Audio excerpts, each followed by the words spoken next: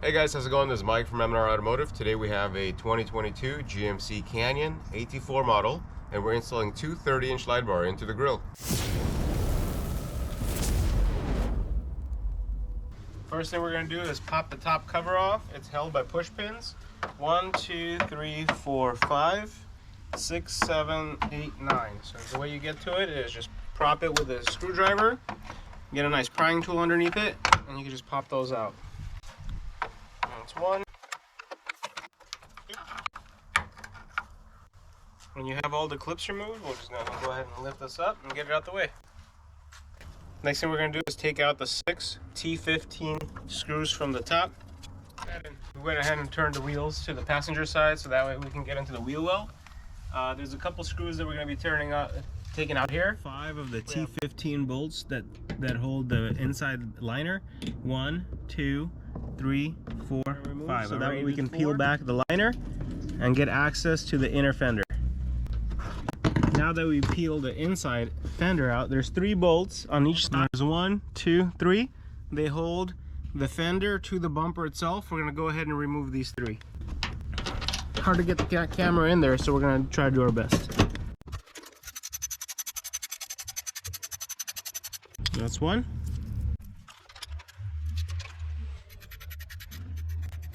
That's 2. And there should be 1 more towards the end. And there we go. Now I went ahead and separated this a little bit. And let's see what else is holding it. We're going to do the same thing on the other end. So same thing on the passenger side. We're going to go ahead and loosen up the 5 Torx bolts.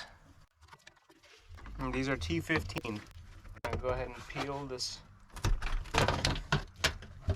inner flap out.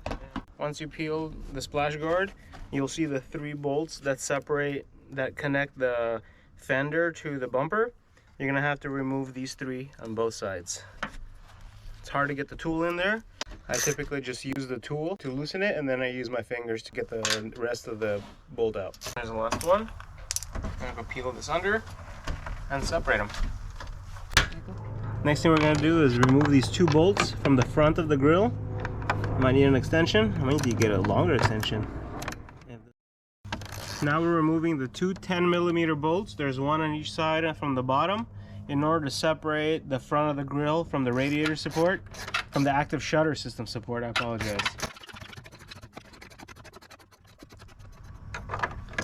And then the second one is here.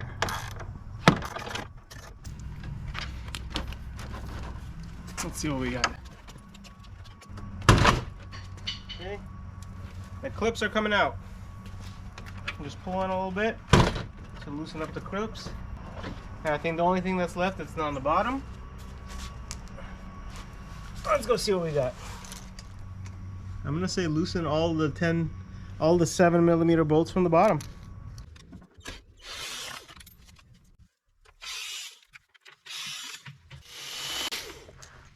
Alright, we got them all out. We're gonna go in and unplug the fog light. Typically you squeeze it and pull it back. There's a little button here, you squeeze it and pull it out. That's the driver's side. I'm going to do the same thing on the passenger. Squeeze it and pull it out. Now looking from the bottom, there's only 2 more bolts that are holding this bumper from the inside. So 1 is here, and it's right behind this plate. I'm going to get my hand in there and unbutton it. And this is from the under view. This one here, and 1 is going to be in here as well. It's pretty bad bolt placement. Well, let's see. It's hard to get to because it's already at an angle.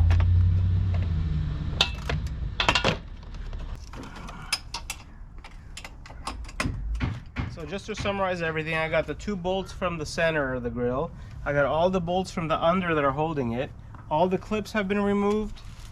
And now everything just comes loose. 1, 2, 3. And you separate the front end. Now that we remove the grille, let me show you which ones gave me a hard time when removing the front bumper. It's actually these inner top ones. It was hard for me to get my tool in there. I guess you can remove more paneling from the bottom in order to get to it. I kind of just used a small ratchet and got it out little by little. Now that we have the grill taken apart, we're gonna go ahead and install the dual light bar setup, two 30-inch light bars. Here's the mounts and the hardware that you receive with the kit. You get two mounts that allow you to install the one 30-inch light bar above the GMC sign. You get two mounts that allow you to install a 30-inch light bar below the GMC sign. You get the two washers per light bar to offset the bracket a little bit higher from the grill, and then you get two mounting bolts that connect through the eyelids to the light bar itself. Let's go ahead and start the one above the GMC sign. First thing we're going to do, we're going to take out these factory screws, and the configuration of these would be to go through the eyelid of the bracket and put the M&R supplied washer underneath and insert it into the same opening. We're only going to hand thread it. We're not going to do the final and like the alignment.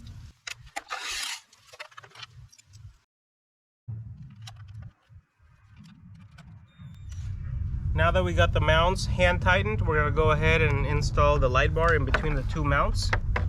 We're going to go ahead and use the supplied hardware to hand thread it.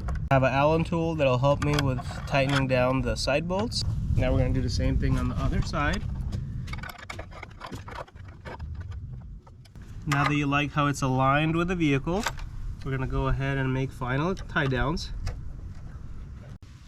Okay, yeah, we're going to go ahead and tighten the factory screws that we've taken out initially. Since we already installed the top light bar over the GMC logo, now we're going to work on the bottom one. We're going to take out the factory bolt, we're going to put it through the M&R bracket. We're going to put the washer on the bottom, and we're just going to get a couple turns on it, and we'll tie it down after we get the light bar in the middle. Take out the factory bolt, we're going to put it through the M&R bracket. We're going to put the washer on the bottom, and we're just going to get a couple turns on it, and we'll tie it down after we get the light bar in the middle. Next step is to actually grab the light bar and connect the bottom bolts, the side bolts.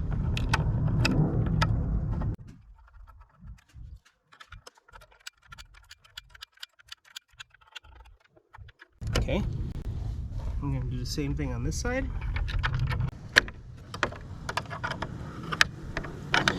One thing to note, because of the design of the grill and the bracket is at an angle, the light bar mounted to the M&R bracket, it's not going to be 100% flush. It'll be at an angle a little bit to allow the light to shine forward. Now we're going to tighten everything after we like the positioning. Okay, nice and tight. Do the same thing on this side. Nice and tight. And we're going to go ahead and tighten the factory bolts back in place.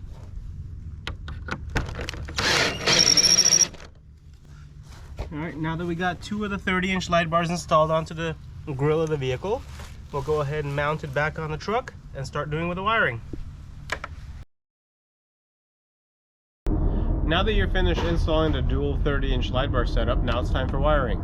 Each light bar comes with two wires. There's a positive, which are red, and then the grounds, which are black. The length of the light bar wire is over 6 feet long, and we're going to go ahead and connect it to the aftermarket wiring harness that we purchased on Amazon. I'll provide a link in the description below. Mike, does M&R sell this wiring harness? M&R does not sell this wiring harness, but I'm going to definitely show where we purchased it from. There's a link on Amazon or eBay, and we'll be able to provide it for you guys.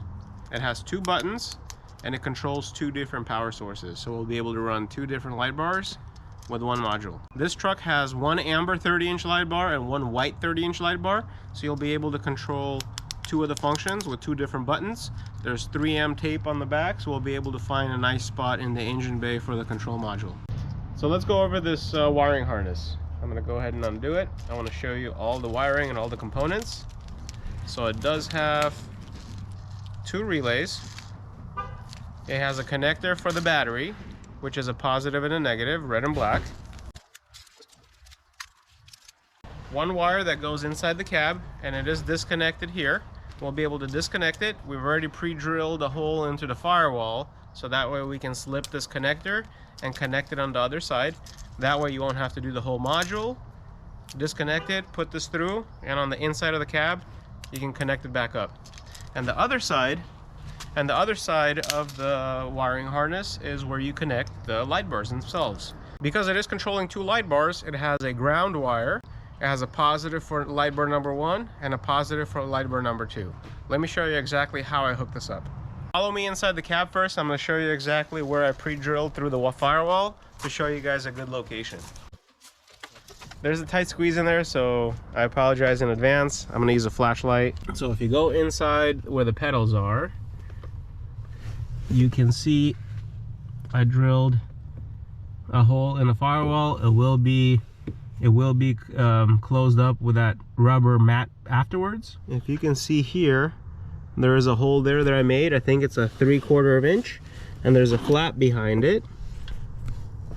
So I just moved the flap to the side, and that's the engine bay part of the hole that we drilled. All right, so first thing I'm going to do is disconnect the actual switch panel. I'm going to connect this on the inside of the cab, and I'm just going to feed this wire through the pre-drilled hole that we made. I'm going to feed this through, and on the other end I'm going to pull it out. So now that we pulled this out from the pre-drilled hole, we can connect this back up, and this is going to get mounted somewhere inside the cab. We'll find the location in a little bit. Next thing we're going to do is shorten this wire. Since the light bar comes with over 6 feet of wire, as well as the harness itself, we actually don't need that much, so we can probably cut all this access away and still have plenty of wire to do all the connections. Now let me show you how I'm going to do it. I'm going to go ahead, cut, and cut. So next thing we're going to do, let's go ahead and take some of this sheathing off. Strip the wires. That's light bar number 1. That's light bar number 2. And we're going to do the same thing on the wiring harness that has 3 wires in there. Now that we strip the wiring from the light bars themselves, we're going to go ahead and strip the wires on the harness. So what we're going to do next is we're going to fuse the 2 ground wires on the light bar, because they're going to connect to one of the grounds on the wiring harness. We're going to slip this over the 2 black cables, and we're going to go ahead and crimp it. And now we're left with 2 power wires. 1 power wire for one light bar and 1 power wire for the other.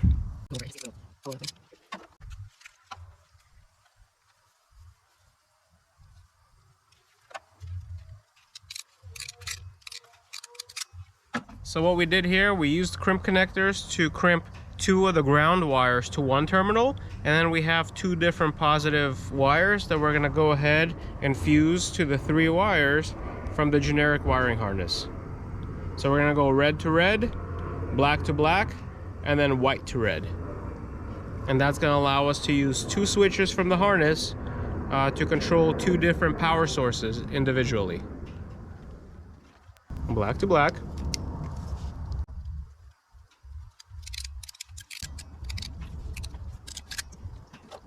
We're going to go red to red on one.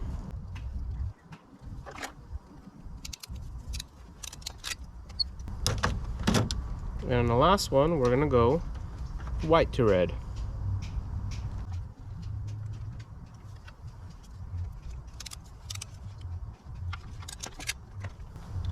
There we go. So this is all done. The only thing that's left is to connect the positive and the negative of the harness, and we can go ahead and test it.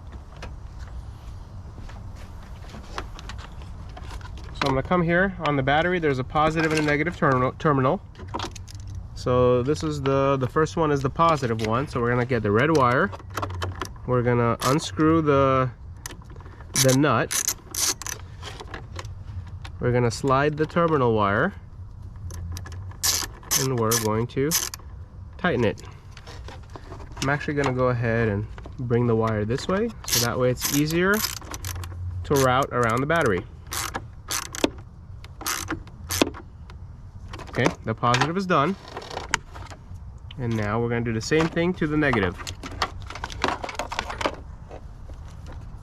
Mike, why are you using that grounding spot? You can either, so this is the grounding portion of the battery. You can either use this nut or this nut. It doesn't really matter. So we're gonna go ahead and connect this and tighten everything up.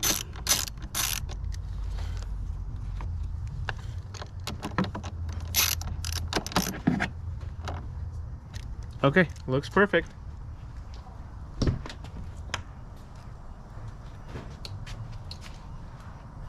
Okay, let's see. Amber is on and the white is on. Looks beautiful. Turn it on again, please.